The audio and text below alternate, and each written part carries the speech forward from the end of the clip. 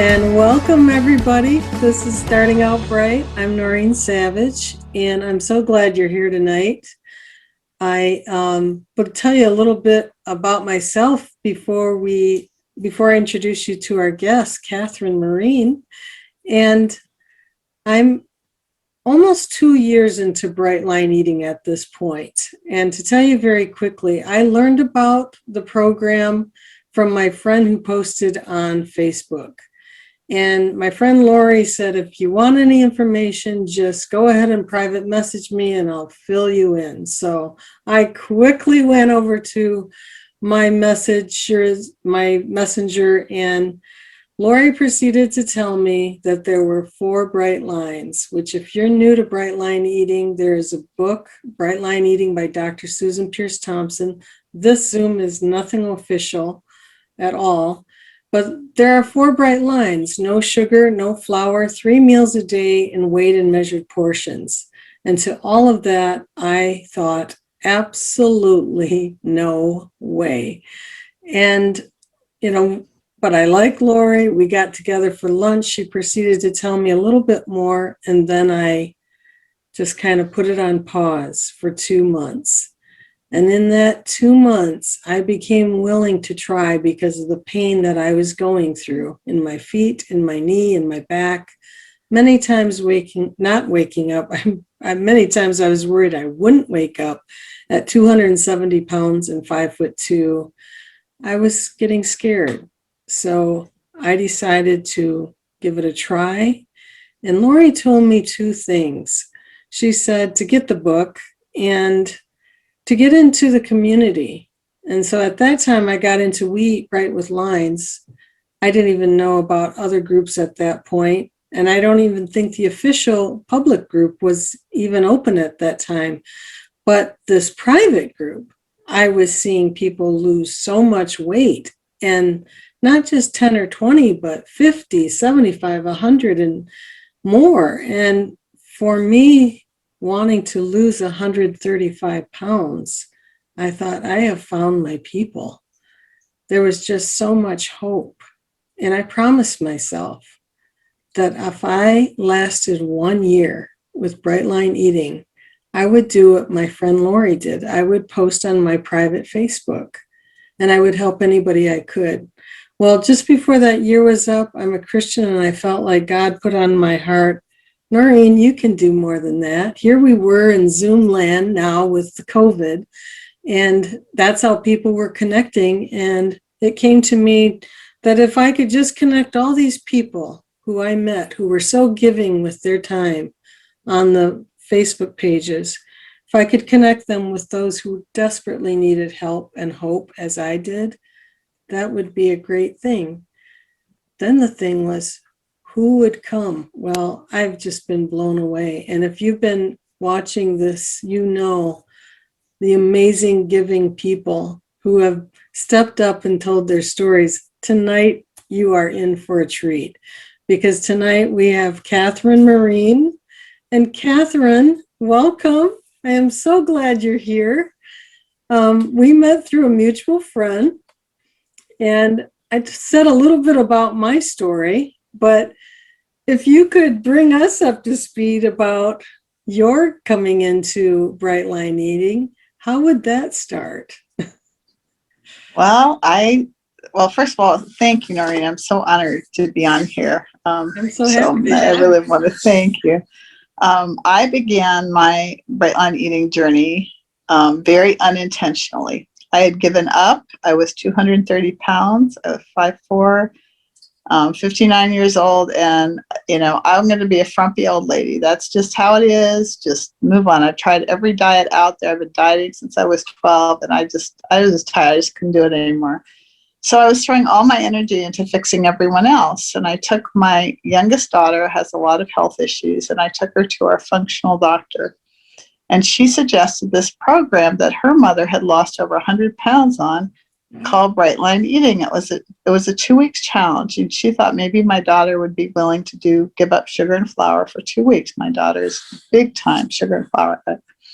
And so me, in my codependent way, I decided, well, I'll do it to help her. right? It had nothing to do with me, but I'm going to fix my daughter, right? So Because I you've already jumped into, given up. You've given up oh, on I'd given yourself. up. Yeah, Okay. there was no sense for me, but I could do anything for 2 weeks, right? It didn't really matter. And maybe this would change her life, right? Well, she never started and I never stopped. I went from the 2-week challenge right into boot camp, and boot camp right into Bright Lifers. So did you identify right away as a food addict, or what was your, Immediately. okay. Yeah. Immediately. When I started looking at that, it was like, that's the answer. That's what I've been the missing piece my entire life. Everybody that kept telling you can do it in moderation, right? Or you can have cheat days, or it was like, no, I'm an addict. This is it. This is what I am. This is why I am this way. And this is the answer. And it was like, well, wow. I mean, what a gift. Right. Yeah, for sure. Addict to me, I know a lot of people are really cringy about that. For me, addict was a gift. It was like Santa Claus came and just gave me this gift. This is who you are, and this is how you can deal with it. And so you identified right away with that in this 2-week challenge, and without any hesitation went into the boot camp. Where did you find yourself in the boot camp? I mean, I have not done boot camp, but I definitely have it in my back pocket. So what was your experience? Did they just step it up a notch from the 14-day challenge as far as the tools that they're discussing, or that Susan? I would say the 2-week challenge is like getting an hors d'oeuvre, and the boot camp's like getting a full on 3-course meal. I mean, the 2-week challenge gave me just enough to know I'm an addict. I need to eat this way, and any other tools you can give me, I will take them.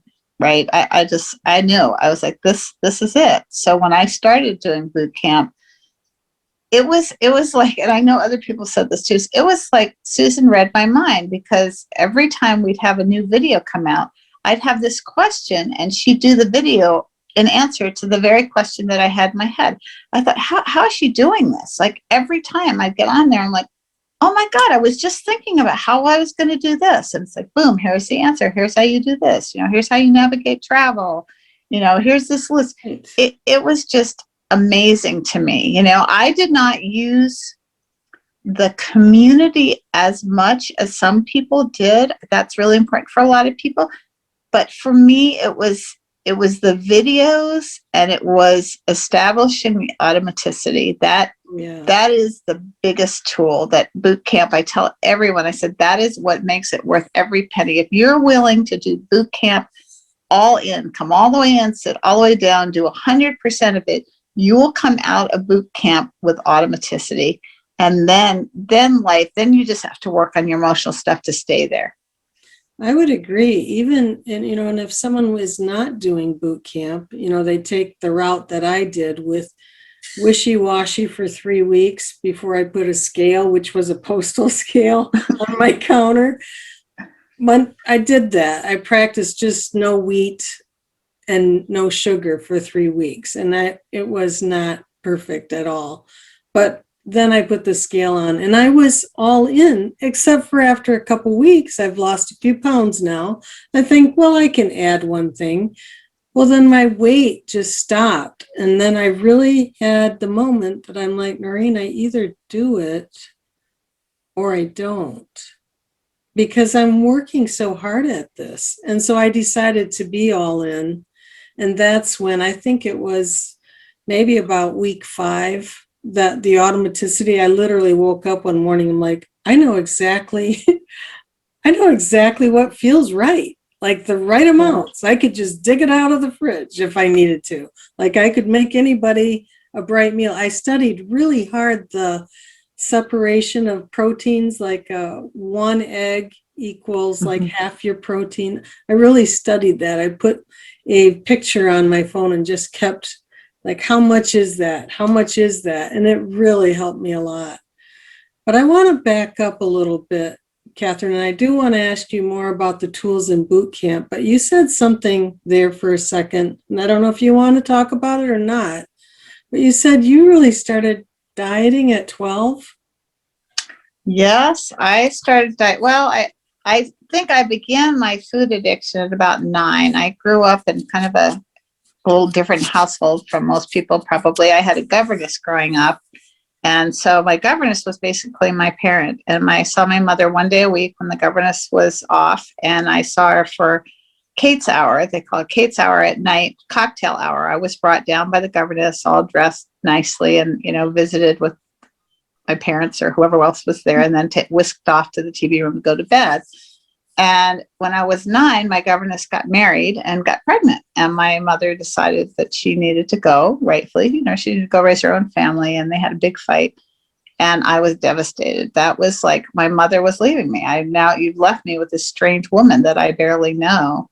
And I can remember that's when I started eating. That I would sneak, like I'd eat a loaf of bread, or it was just that's what started. And then my mother had a big body dysmorphic issue, kind of anorexic. She started weighing me when I was about 10. I'd have to get on the scale before I went to dinner, and by 12, then I was on diet. She took me to the family doctor and got me prescribed diet pills, and she tried to bribe me to lose weight. And yeah. Were you pretty From heavy then on. then, or I mean, No, that's the okay. sad thing. I was like maybe 10 pounds. In high school, my mom was always putting my weight, and I think I was about 115, 116 in high school. It wasn't. Oh. I wasn't heavy. I really wasn't. But and you just said you were 5'4". I'm 5'5.5". That's very slender, I think.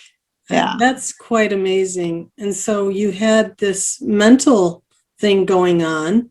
I mean, really, there's this separation anxiety from the person who's been raising you. It kind of sounds like you were brought to your parents like almost to show, because there's yeah. Okay. Children, there was a saying that children are like furniture. You treat they're to be seen and not heard, and they're kind of like furniture. You use them for status or whatever. Oh, look, here's my here's my little daughter. Such a very different from what I've grown up with, but at the same time, I think this really goes to speak about what I've said many times, and I'm not the only one. This is so much more than just the food.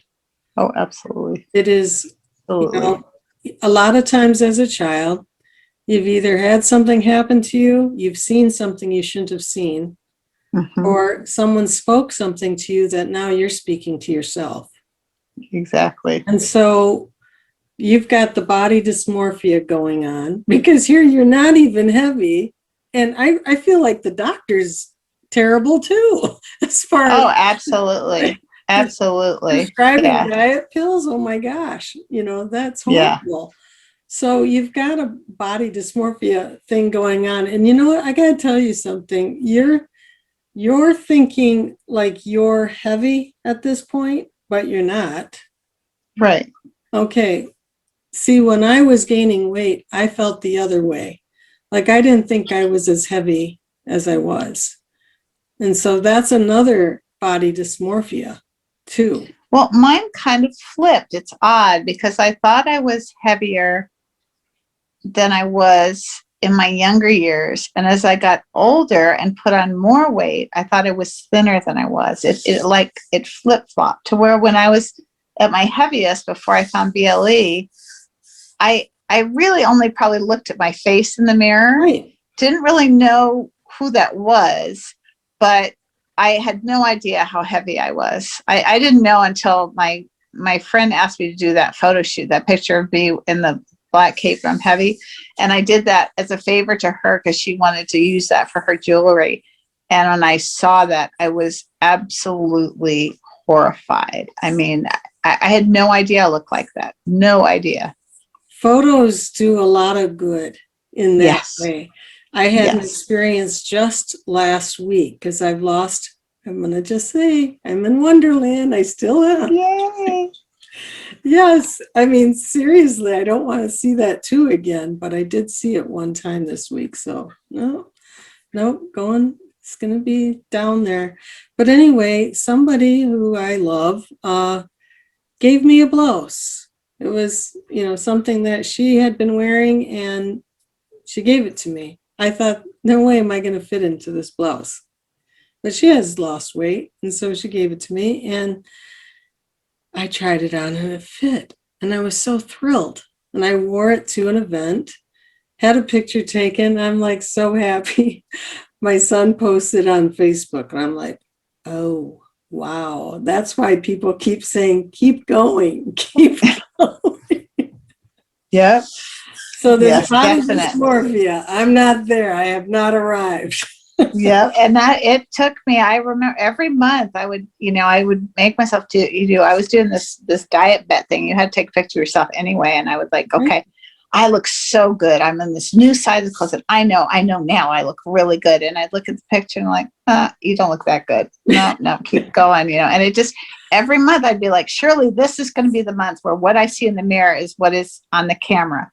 Nope, keep going, and it was amazing how finally it did match up, but it took a long time. So now you've matched, and I just got to say, those pictures are beautiful.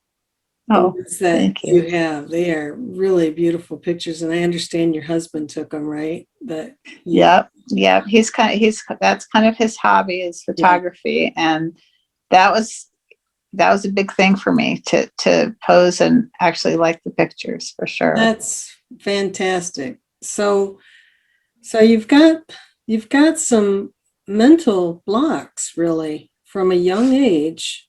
And now you've gotten, I mean, and you said, you're codependent, and I'm assuming you're the caretaker part of that codependent, like you're going to make sure everybody else is good, Oh right? yes, yes. I definitely, I could fix everybody else's problems, right? Right. Because I don't want to look at my own. So it's so much Yeah. easier to take care of everybody else, right? So I can fix my daughter, I can fix my husband, I can fix my friends, I can fix anybody on TV. Like I can fix anybody, but don't make me look at myself. So, how did you identify as someone who needed to take care of themselves in this program? Like now you're really committing to something big for Yeah. yourself, not your daughter Yeah. anymore.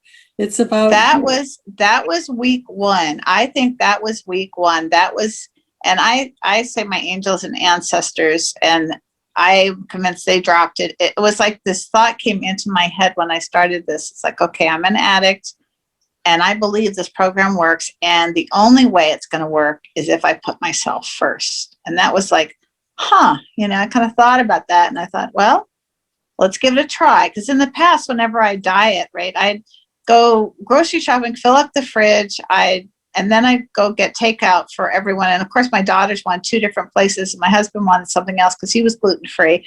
And then by the time I got done all that, running my girls to wherever they needed to go, right, I had Zippo energy and I was going to eat whatever, right? So I decided I'm going to turn this around. I'm going to make my food come first. And everybody else, I was lucky. My kids were older. They could fend for themselves. They trained me to fend for them. So I did. I made my food first, and then they could have what I had if they wanted, or they could go find their own stuff. And my husband, I said, anybody wants to buy not my food, you can do that, but it goes in this other cupboard, so I don't have to Oh, see it. okay. And and even doing that was like it was just walk through the valley of despair. It was so hard. I was so hangry in this food fog for weeks, So this you was the know. detox. Yeah. Oh yeah. Big time. So yours was fog and hangry. I had a little bit of leg pain, which was weird at night. My legs would throb. And I'm like, this is detox? This is so everybody's different. Some go Yeah. through it in just a week or so, but I definitely had hangry and all that. Did you set yourself up for that before you got started with boot camp? I mean, or with the 14-day challenge? I mean, did you announce I to the family like this is the way it's going to No, be? no, Okay. no. I think when I started the 14-day challenge, it was kind of like I was kind of quiet about it, right? I was just like, oh well, we'll just I think I can do this, but let's just see. And I started, and once I got going in the 14-day challenge, I think that week it was like, you know what? If I want this to work, I have to do this. And then I said, I'm going to put myself first. And there definitely was pushback. Yeah. Nobody For a wanted that to lifetime. happen. Yeah. And then my older daughter, once I got into boot camp, my older daughter's like, you're in a cult. She was convinced I was in a cult. So That made you feel great too, the acceptance. well, you know what? My husband had started kind of joining me, which was fine if you did or not. I love the phrase, keep your eyes on your own plate. So I subscribed to that. And so when my daughter just said, I'm in a cult, I says, the cult is allowing me to lose weight, expand my friendship circles, be healthier than I've ever been, spend less money on food because I now wasn't throwing out all my groceries and eat out all the time. I said, so be it. I didn't feel that I was at all, but under a description of, you have a leader and everybody's kind of following the leader. Okay. But I'm like, it's healthy for me. That's all I'm interested in. So you can call it whatever you want. And my daughter now asks me for recipes, for bright line eating recipes. So there you go. So you got into cooking more too then? Oh yeah, I didn't cook before that. The only thing I cooked was I baked, right? I baked with sugar and flour. That's what I did. I baked, and usually it didn't even make it necessarily into the oven, right? It was usually in my mouth. So I hated cooking. My husband is a fabulous cook, and he did cook great food. I mean, he's not into sugar at all.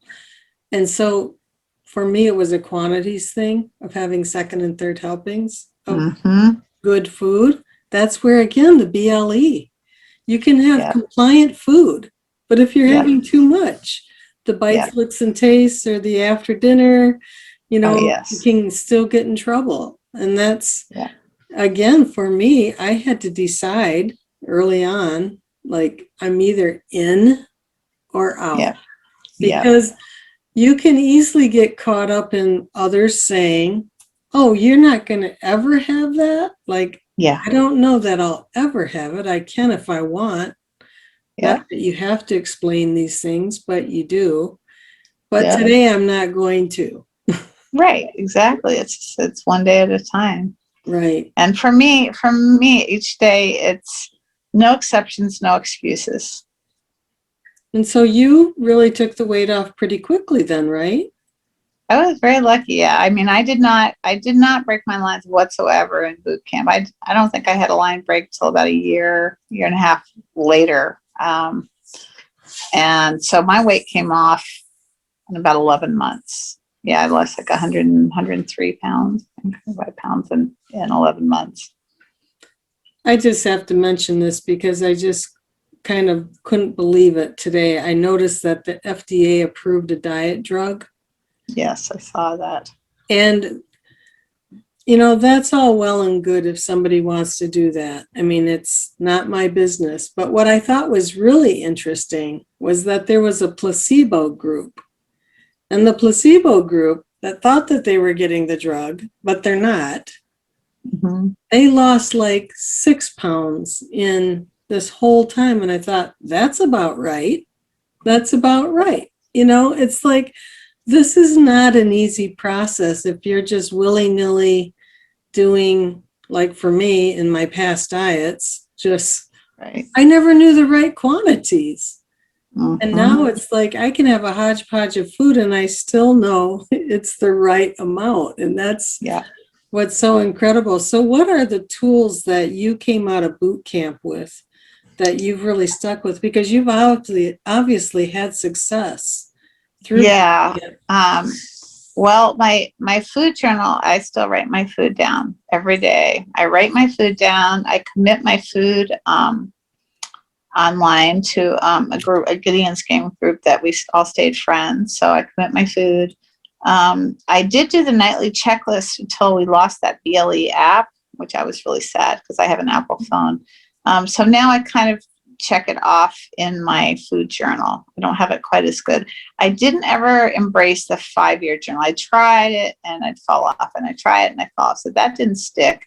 Meditation came along. I was trying to do meditation in boot camp, but I couldn't get consistent at it. And so that actually came about a year or so later. I went to Minnesota's Brightest Retreat, and Monique Rhodes was there, and she offered this program, Happiness Baseline, and it was a money back guarantee. And if you did everything in the course, at the end of the course, you get your money back. And I thought, well, why don't I put my money where my mouth is? It's kind of a gamble, right? If I do everything. And one of the things was a 10-minute meditation every day.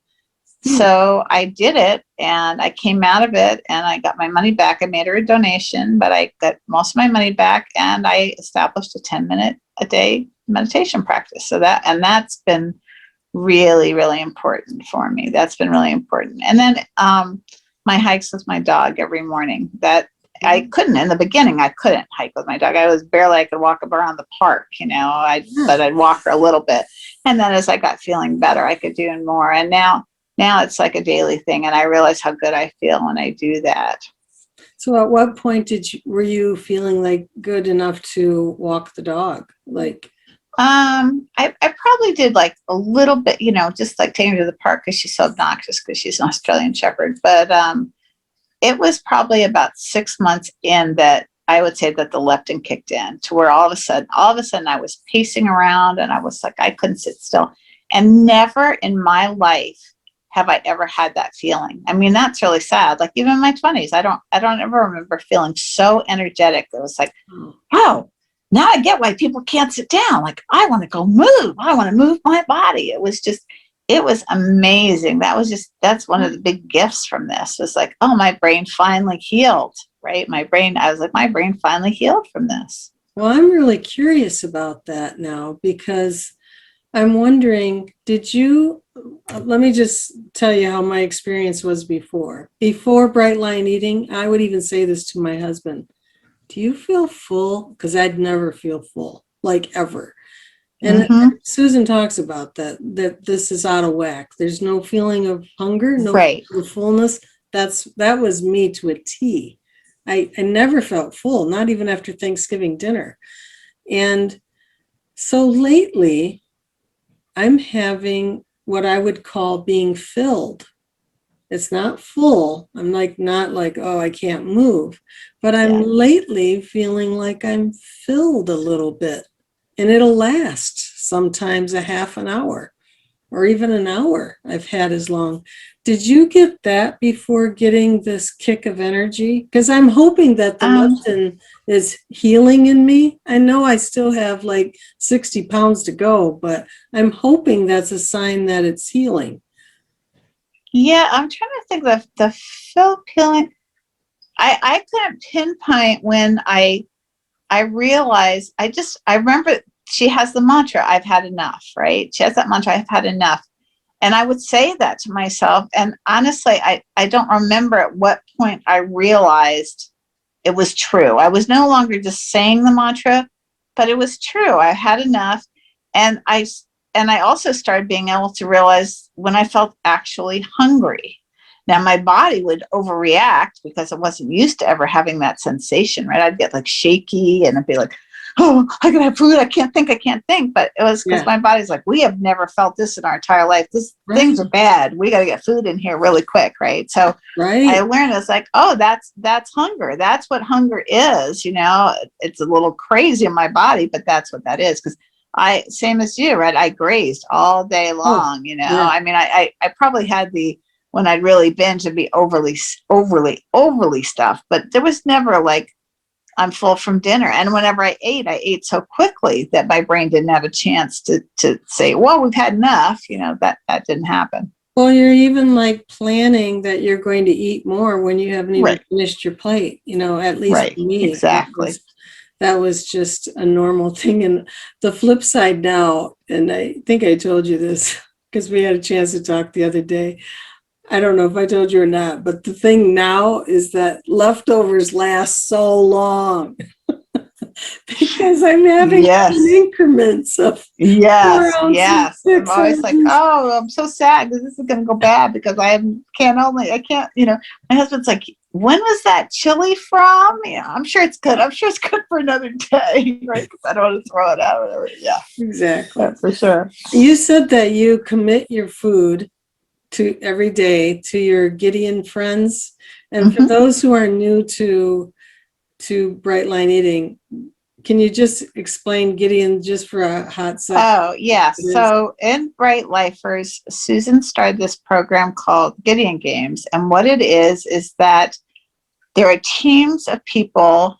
it's a competition, and every day you have a team of, I'm trying to remember how many people we had. I think it was supposed to be 10 originally, and you have a leader, and you put down what a 1 for a perfect bright day, or a 0 if you don't have a perfect bright day on these teams.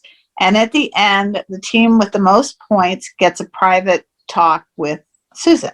Okay, that was the presentation, right? Well, it really was a lot more than that. It ended up being like, if you were a leader, man, you had to work about it. She wanted to really get connections going. So she wanted you to have a buddy. You change your buddy all the time. And then you would have like different calls. We started doing Marco Polo, which I'd never heard of before. And so you'd get on there and you'd be talking to people. And it was all about connection. Right. And when I first started, I was like, oh, yeah, point, no problem, right? I can give them a point every day. Just put it in there. No big deal, right? And, but I think for some people it was helpful. Some people not so much, because, you know, some people, if they broke their line, they had to put a 0. It was like a shameful thing. You know, other people do very well with competition. Mm-hmm. So, yeah. But the connection part was amazing. I came out of that with a friend from Saudi Arabia who came and visited me. I was in London for my daughter's graduation, and she and I met up and went off to Glastonbury for 3 days. Another friend in the group was getting married in Georgia. She sent all of us an invitation, and I went. I would never have done that before, BLE. I didn't know anybody. I had never met her in person, and I had the best time. She actually found her wedding dress here in Tucson, and I went and talked to the lady and Marco Polo'd the dress for her. And another lady was Minnesota's Brightest. That's why I got to go to Minnesota and meet her and meet Monique Rhodes and have such a wonderful time. So that's when you learned the meditation stuff. Yeah. And you're still using Marco Polo then, right? Oh, I love Marco Polo. Marco Polo, I say, gave me the gift of learning how to listen. Because I don't know, I wonder if that's part of a trait of codependence. I don't know, but I always, when people were talking, I'd have in my head how I had to respond to them. Like, you know, I didn't really listen. And Marco Polo taught me, like, if somebody's talking, right, it's a walkie-talkie effect. So I talk, and then I end, and then you can listen, and then you can pause, and you can, you know, we can go back and forth. But generally, I can leave a Marco Polo for somebody like in Saudi Arabia, right? I can leave one, and then whenever it's a good time for them, they can hit the video and they can hear me talking to them, and then they can leave a message. But it taught me how to listen. It's been an amazing, amazing gift.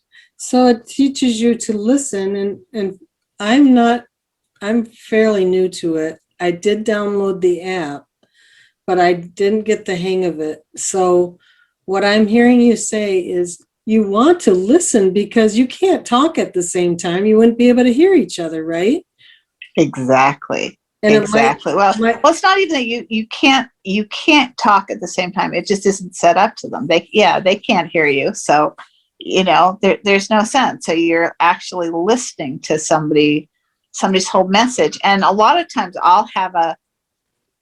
if I had a reaction that I wanted to, all right, so somebody says they're having this terrible day and they did this, they did this, they did this. And my little codependent's like, oh, I want to fix that.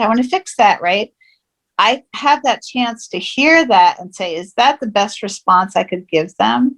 Probably not. You know, maybe they just want to be heard. Say, you know, I heard you were really having a tough day. I'm really sorry. That sounds like that really sucks, you know. And I did not have that ability before I did Marco Polo. Wow, that's really something. Because really, I mean, when we become better listeners, maybe it's also teaching us to pause about ourselves. Like, you know, I was talking with Laura Lively a few weeks ago, and she brought up the parts information. And even the thought about kind of listening internally. I've been doing that, and I'm not trained or anything on it yet, but just listening and like, where is that coming from? Why do I want to be, you know, why do I want to shout at somebody or something, or at myself, put myself down? You know, why am I doing that? And so just pausing is such a valuable part of listening, you know, pausing and thinking before you speak, not just to everybody else, but to yourself too. So That's very true. I didn't even think about that, Maureen. That's really true because I do that. You know, I guess it does. It affects you all the way through. yeah. So before I forget, those were beautiful food journals that you took a picture of. And I think you told me the name of them, but I can't remember what it is. Do you remember? So I those don't who, remember. so It's those like who go The back, Peter Press sellers. Peter, I okay, got them at Barnes and Noble. I got okay. them at Barnes and Noble, and they have them. I've been going there since I started BLE, and they have those same journals there. Sometimes they bring in some new colors, but for me, that was so important that I wanted it to be beautiful. It was like I needed something. I didn't want just a notebook to put my food stuff in. It's like it needs to be something that I look forward to opening and writing something in. So that's where I found them. So any other tools that you've used at all? I think that you mentioned at one point you had a mastermind group. Are you still Mhm. meeting up with I've the? had a mastermind. I've had several mastermind groups. I've probably had like 3 or 4, and I still have one currently. They're wonderful. And, I encourage people, mastermind groups are so wonderful. And it's important to realize that they're going to evolve, right? You're going to change. The people within you are going to change. And that can be okay, right? It can be okay to let people go, and it can be okay to move on to another group that's wonderful, and not to be attached, to holding on to that group. Because I think I've had 4 groups now, and I know people that were in my group have gone on and found other groups that fit them even better. That's been more beneficial for them. So it's a wonderful, wonderful tool. It gives you support from people. You get to connect, and however it works for you guys. Like you can make it very formal. You can make it informal. You can do Marco Polos. You can text. You can call people. Yeah, it's very, very useful tool. And I think that's true even about any accountability partners. If you go Mhm. in with the whole thing, I'm not going to take offense if this doesn't work out. Going in with that is, to me, I'm just not going to, because that is, I think, part of the putting yourself first. Because back in the day, many times I'd go on a diet with a buddy. Somebody was not as motivated, and then boom, you found that you're dragged down too. So it's Yeah. just so important to feel like I'm going to put myself first. I think, I mean, you really have to do it. So, when we talked the other day, you brought up to me, first of all, you said your number one addiction was codependency, Mhm. but you also said that the food addiction did not stand alone either, that you had another issue that you needed to work on. And I think that you said you found the 12-step program. Is that correct? Yes, that came through um, my spending. I was a compulsive shopper. I had a spending issue, but I was in such a fog with the food, I wasn't able to look at that. So once that cleared, I saw that it was a problem, and I wasn't really sure how to deal with it. I knew I needed to deal with it, and I suddenly I'd been hearing muttering about 12 step, and I thought, I wish there was a program like BLE for spending. Well, there is. There's Debtors Anonymous. So I started out, I went to a friend, took me to a couple of open AA meetings, and I really liked the message, but it wasn't my group because Mm-hmm. I don't relate. Fortunately, alcohol did never call to me. Then I went to a couple of OA meetings, and that didn't really resonate with me because the people they just weren't open to BLE, and I was like, yeah, this isn't going to Oh, work for me right now. But I knew the 12 steps themselves were what I needed. It's like the 12 steps apply to life. It's not just one program. I mean, obviously, if you're in one program, they get it more. So I went to this friend took me to my first DA meeting, and I walked in and I was like, oh, I'm home. They're talking to me. This is like people shared, and it was like it could have been me coming out of their mouths. And I'm like, this is it. So that's where I really started my 12-step work, So I'm still pretty new at it. I celebrate a year in March, NDA, but I apply it across the board to everything, to my codependence. It's like, if I say the serenity prayer over and over every day, that's really useful for me. And, it made me realize that I need to allow other people to have their own emotions. And if it makes me uncomfortable, I get to have that experience. And if I make a choice that's for my best good and it makes them uncomfortable, they get to have that experience. I don't need to try to fix that or change it.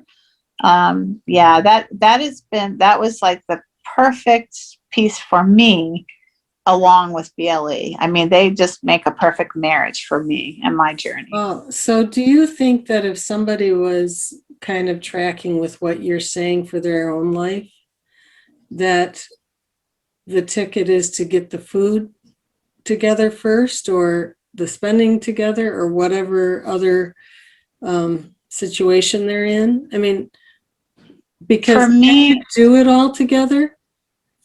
I could not have done it at the same time. I was very clear about that. I did not want to start doing 12-step till I felt like my food was locked in, right? Yeah. And even then, I've had some breaks with BLTs. I'm not on a perfect voyage, but progress, not perfection. I stayed out of the sugar and flour, which I felt like would really take me down the rabbit hole. But it's dialed in enough to where then I could work on the spending, because it is whack-a-mole. That's what they talk about us addicts, right? If you have one, you get one down and another one pops up, right? It is kind of a whack-a-mole situation. And for me, it's like, food and then spending and my codependence and then spending. And luckily it hasn't been too much of the food. It stayed pretty much underground, but yeah. So for me, some people try to do it at the same time, and, everybody's different. Maybe for some people that would work. For me, it would not have worked. So you've gone to in-person meetings, and yes, I went to a couple. And then COVID hit. So then it's just been Zoom meetings. And I want to mention, for somebody who may be on this call right now, that there are some 12-step programs with BLE. So, and they're online. So if you're in the Starting Out Bright group, I know that they're posted in there, and they're posted in other groups as well. So don't hesitate. I've heard really good things about the programs that are being run online with BLE. So if that's I love the BLE 12-step meetings. There's so many. I mean, originally there were 2, and then there were 3, and then it's just exploded. So there are just tons of them online. Yes. Oh, wow. I've only known of one. So if I can get that information, we can post that in the Starting Out Bright group at least. Okay. We can connect afterwards about that. But I want to also ask you too about maintenance, because you got there. You arrived. How did that go? Maintenance. The beginning of maintenance was a piece of cake. Oh, shouldn't say that. A piece of not my food for me. Somebody gave me really good advice. They said, if maintenance will be for you how you handle your actual, program. When you start on your program, your weight loss program, and if you keep your lines bright and you're just rocking along, they said maintenance really won't be a huge adjustment for you. And it wasn't. That's how I looked at it. I looked at it. It was the same thing. The only goal now was to keep the number the same instead of going down. That's all it was. The scale was data for me from day one. I weighed myself every day, and it wasn't a big deal. And I mean, my weight stayed rock solid until I broke my hip. And then things changed. Then my weight kind of went up a bit. And I've still struggled to get it quite back down to where it was.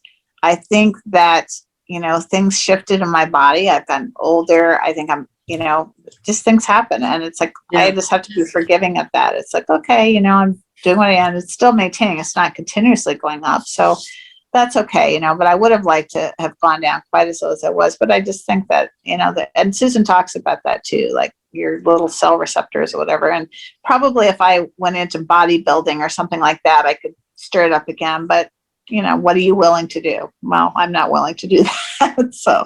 And do you feel continually motivated by the program as far as, is it sustainable? Do you feel like the long run? Oh, for me, I don't even think about, I mean, it's just what I do. It's who I am. It's what I do. And I don't see, and that I thought of in the beginning, like when I realized how good the food was and that I was not going to be hungry and I was starting to eat more foods than I'd ever eaten before. I was like, oh my God, I can do this, because a regular diet, you're looking for the end point. Oh my God, when can I stop eating this disgusting Exactly. stuff, right? Or having to drink these nasty shakes or whatever they are, right? And Right. I didn't feel that way. I was like, I like my meals. Oh my gosh, I like every meal. I can do this. I could do this for however long it takes, right? So for me, I didn't ever look for an end point. I never looked at like, well, when I get down to maintenance, I can add a grain or whatever. I didn't care. I was totally satisfied with what I had. But you had to add things or else you would have kept losing, right? You had to at some Yep, I point. did, and I added a lot when I started Really? maintenance. I ended up adding a grain and a half to all three meals, What? plus a protein for breakfast. Oh, wow. Yeah, and now since when I broke my hip, my weight started climbing up. I've now taken all the grain back out again. Oof. So I always tell people that are going in maintenance, when you add something, make sure it's something you're not overly attached to, because taking the grain back out, that was tough. I did the dance with that for a long time. I really was not willing. I'd take it out and I'd start hearing food chatter and I'd put it back in because I didn't want to really break my lines, right? And I'd take it out and then put it back in. And Oh, it took me about 6 months for me to be able to finally say, you know what, all the grain needs to go in the breakfast grain. Just take it out. And once I did that, made that decision, it was easy. It really was easy, but it was hard all to do grain? that. Like I total? took all grain out. I substituted a fat instead of a grain for breakfast. Yeah, for me. Wow. That's that I know others do, but Hmm. like entirely to me, I would be disappointed. I will say that. So that's good advice to just don't get too attached. It's kind Yeah, of funny. food's neutral. That's what I think is food. Food is just fuel. As long as I'm looking at it as food is just fuel. It could taste good, but it's just fuel. It's not Yeah. entertainment. It's not there to be. As soon as I get excited, and I know I had a thing. I went out to a French restaurant with my daughter for her graduation, and I asked for, I had a steak and vegetables. And I was pretty new to the program at this point. I'd only been doing about 4 or 5 months. I hadn't gone out very much. And I didn't even think about it. Of course, they came with this wonderful butter sauce on it, right? Right. And it's like, so there's no sugar or flour, but there was a lot of butter.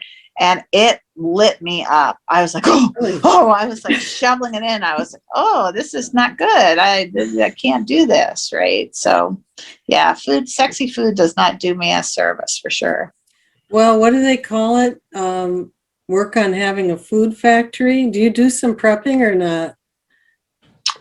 I kind of do it now and then. Like if I need to, this past week I did. I did do some. It just kind of depends if I like we go camping a lot, so I always do food prep when I go camping, so I don't have to worry about cooking. Hmm. Or if I know there's something coming up during the week where I'm going to be really just having to grab and go, then I'll do it. I always have like some frozen chili, or always have a few things frozen in the Yeah. in the freezer that are prepped.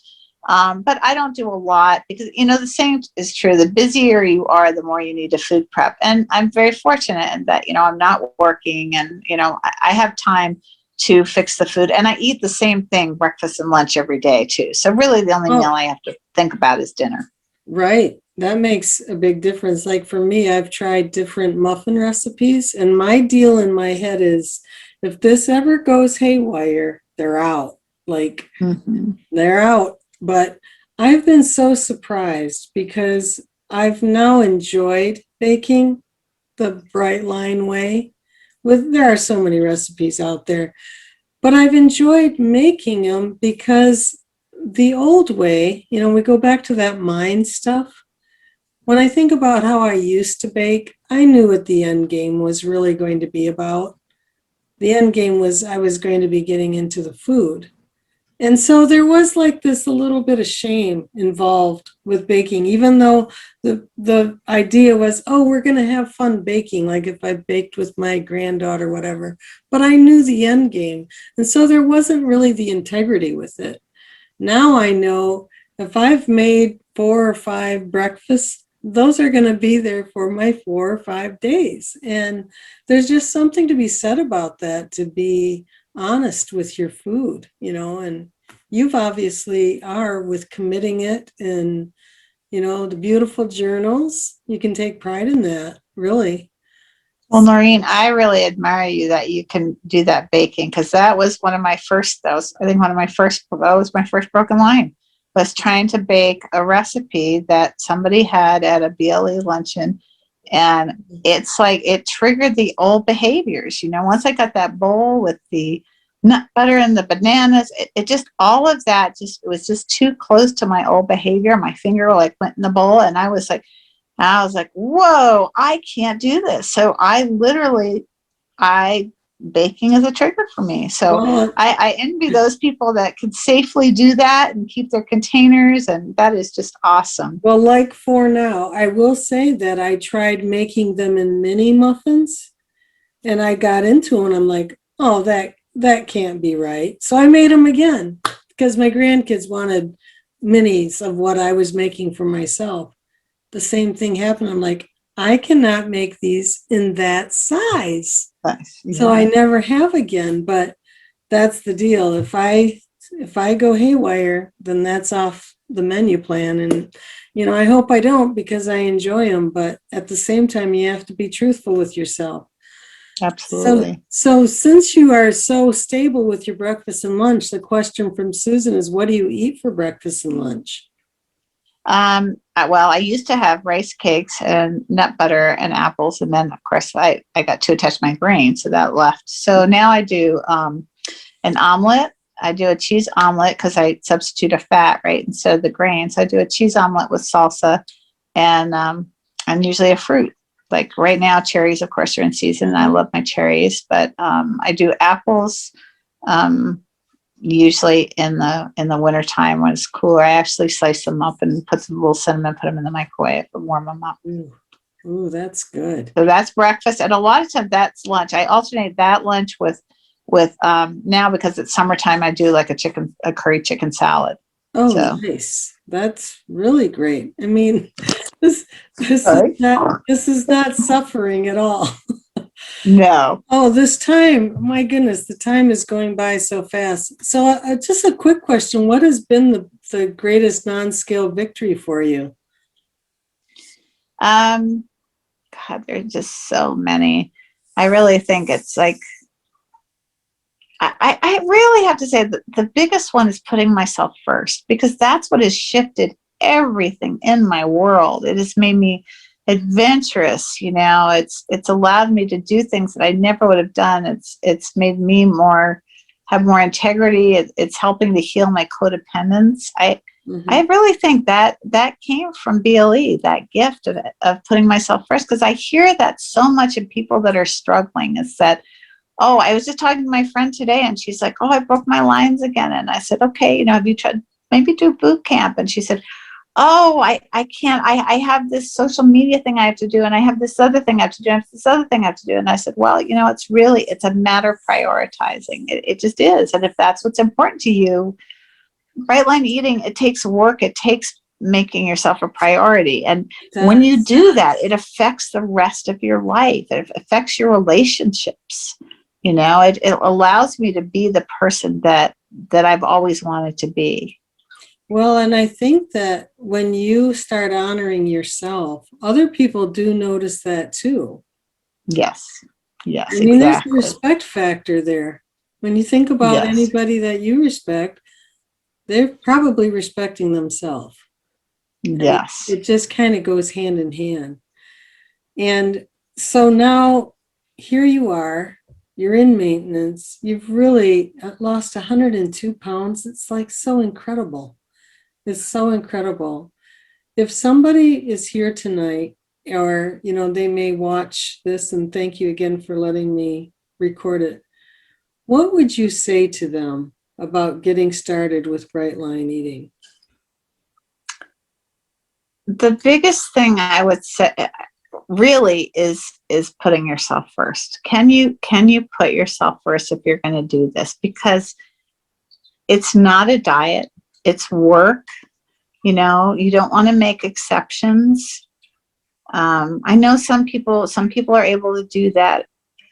It's just, for me, especially until you get your automaticity, like you want to come all the way in, sit all the way down. You want to just really do it exactly the way she lays it out. You know, don't think, well, I'm different. I can get away with X, Y, Z, you know.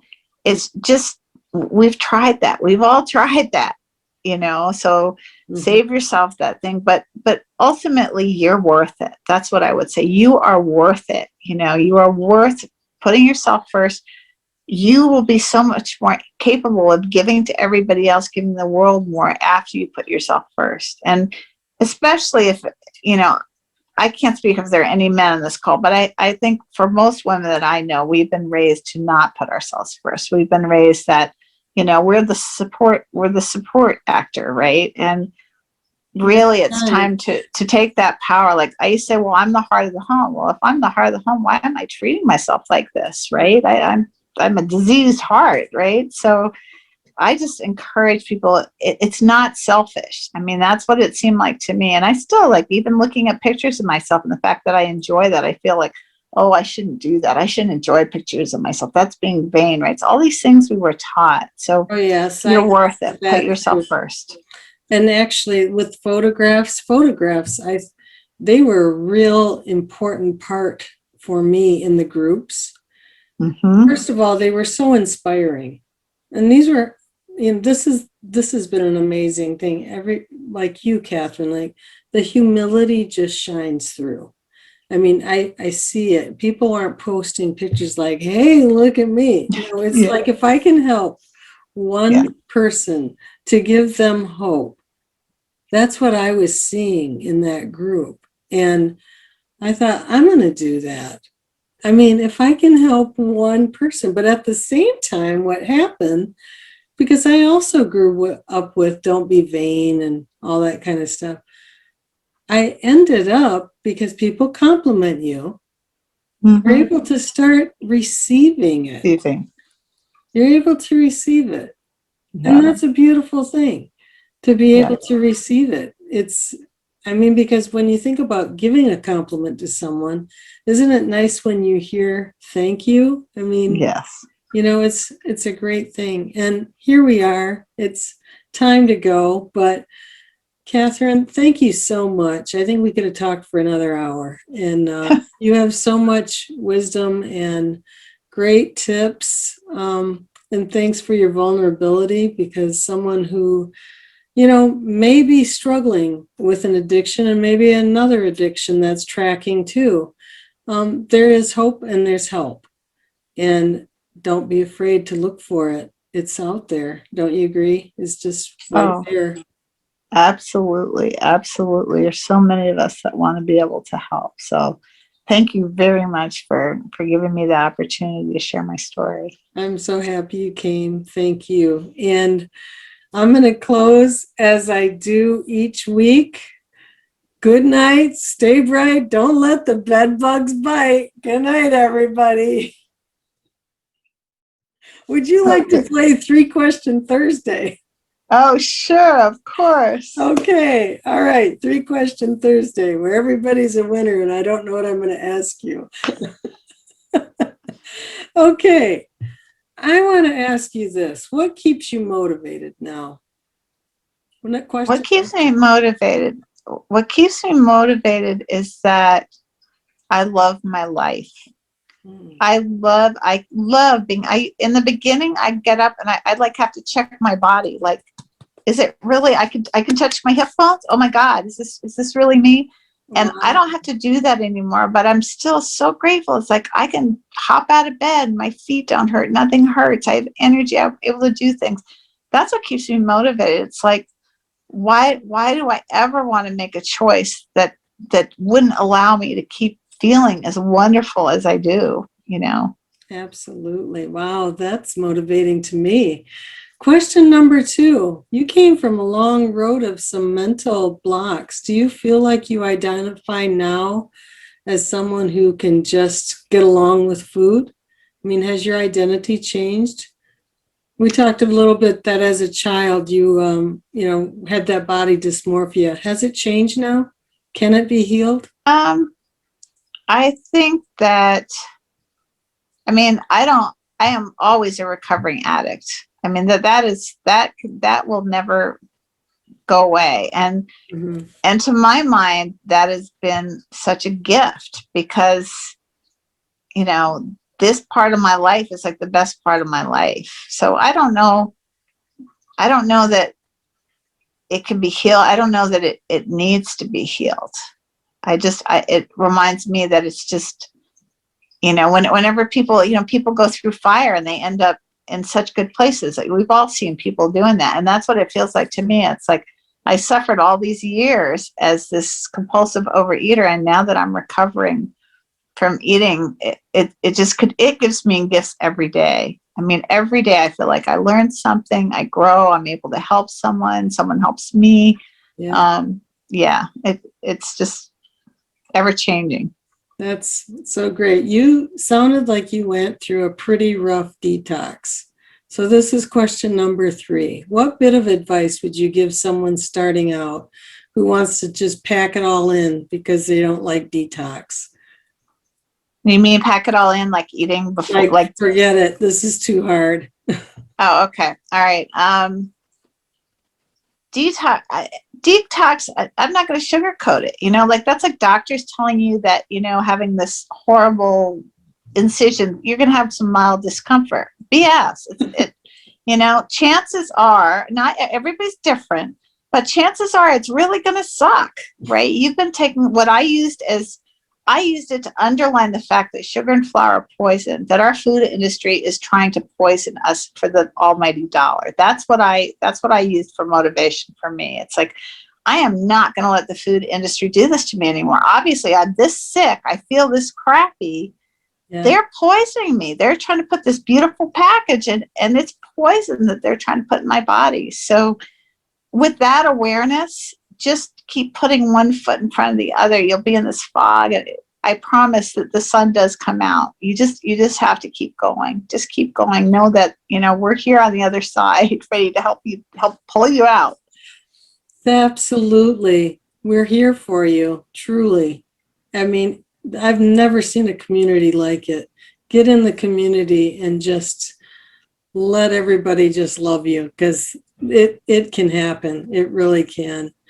Katherine, thank you so much. This has been awesome, and I really appreciate it. And thank you for playing 3-Question Thursday. Well, thank you for asking me, Noreen. Okay, well, we'll say goodnight. Good night, everybody. Bye, everybody. Thanks for coming. Stay bright.